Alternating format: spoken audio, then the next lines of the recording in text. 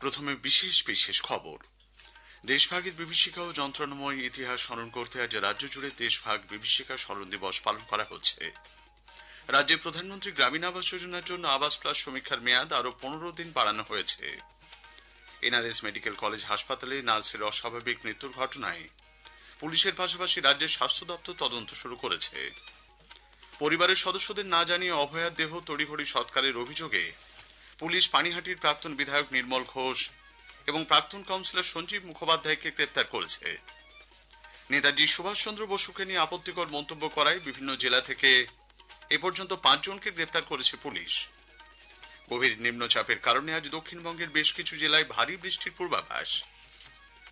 আসছি বিস্তারিত সংবাদে। দেশভাগের বিভীষিকা ও যন্ত্রণাময় ইতিহাস স্মরণ করতে আজ রাজ্য জুড়ে পার্টিশন হরর রিমেম্ব্রেন্স ডে বা দেশভাগ বিভীষিকা স্মরণ দিবস পালন করা হচ্ছে। এই উপলক্ষে নিউ টাউনের কনভেনশন সেন্টারে আজ এক প্রদর্শনীর উদ্বোধন করবেন রাজ্যের স্কুল শিক্ষামন্ত্রী দীপক বর্মন।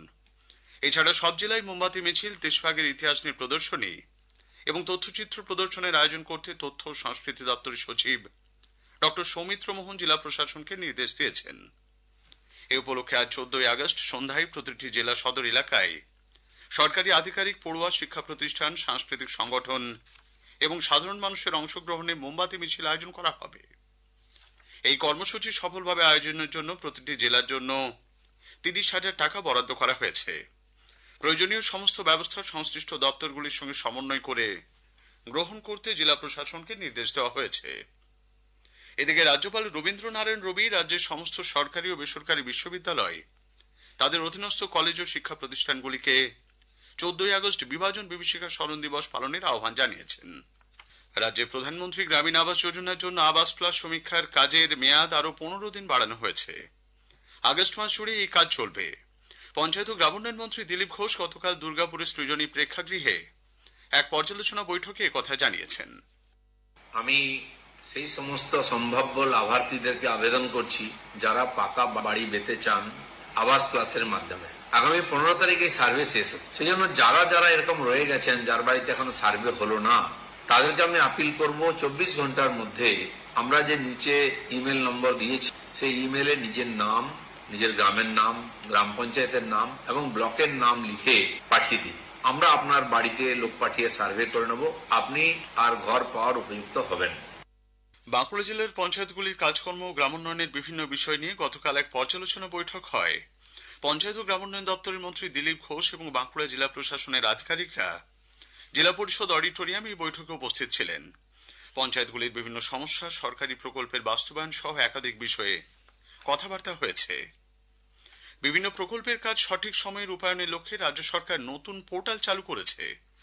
পূর্ত, জনস্বাস্থ্য কারিগরি, গোর্খাল্যান্ড আঞ্চলিক প্রশাসন জিটিএ, পঞ্চায়েত ও গ্রামোন্নয়ন দপ্তর, জেলা শাসকের কার্যালয়ের মতো 8টি দপ্তরকে এখন থেকে ই টেন্ডারের ক্ষেত্রে এই নির্দেশ মেনে চলতে হবে। আগামী সোমবার থেকে এই নিয়ম কার্যকরী হচ্ছে। কলকাতার এনআরএস মেডিকেল কলেজ হাসপাতালে নার্সের অস্বাভাবিক মৃত্যুর ঘটনায় পুলিশের পাশাপাশি রাজ্যের স্বাস্থ্য দপ্তরও তদন্ত শুরু করেছে। স্বাস্থ্যমন্ত্রী শারদত্ত মুখোপাধ্যায় গতকাল হাসপাতালে গিয়ে কর্তৃপক্ষের সঙ্গে কথা বলেন। পরে তিনি সাংবাদিকদের জানান, এনআরএস হাসপাতালের ফরেনসিক বিভাগের প্রধানের নেতৃত্বে একটি তদন্তকারী দল গঠন করা হয়েছে। আমরা সব ব্যবস্থা করে দিয়েছি। ময়না তদন্ত হবে কলকাতা মেডিকেল কলেজের ফরেনসিক বিভাগের প্রধানের তত্ত্বাবধানে। মৃত্যুর কারণ তো আমরা এখনো জানতে পারিনি, সেটা তো আমার কাছেও একই রকম সন্দেহভাজন। কেন মারা গেলেন, কিভাবে মারা গেলেন, মারা যাওয়ার সময় কি ঘটনা ঘটেছিল, এই প্রশ্নের উত্তর তো পুলিশ দেবে, ময়না তদন্ত রিপোর্ট দেবে। পরিবারের সদস্যদের না জানিয়ে অভয়ার দেহ তড়িঘড়ি সৎকারের অভিযোগে পুলিশ পানিহাটি পুরসভার প্রাক্তন কাউন্সিলর সঞ্জীব মুখোপাধ্যায়কে গ্রেপ্তার করেছে। পানিহাটির অম্বিকা মুখার্জি রোডে তার বাড়ি থেকেই গতকাল সঞ্জীবকে গ্রেপ্তার করা হয়। অভয়ার পরিবারের করা এফআইআরে সঞ্জীব মুখোপাধ্যায়ের নাম ছিল। উল্লেখ্য, ওড়িশার একটি হোটেল থেকে গতকালই গ্রেপ্তার করা হয়েছে পানিহাটির প্রাক্তন বিধায়ক নির্মল ঘোষকে।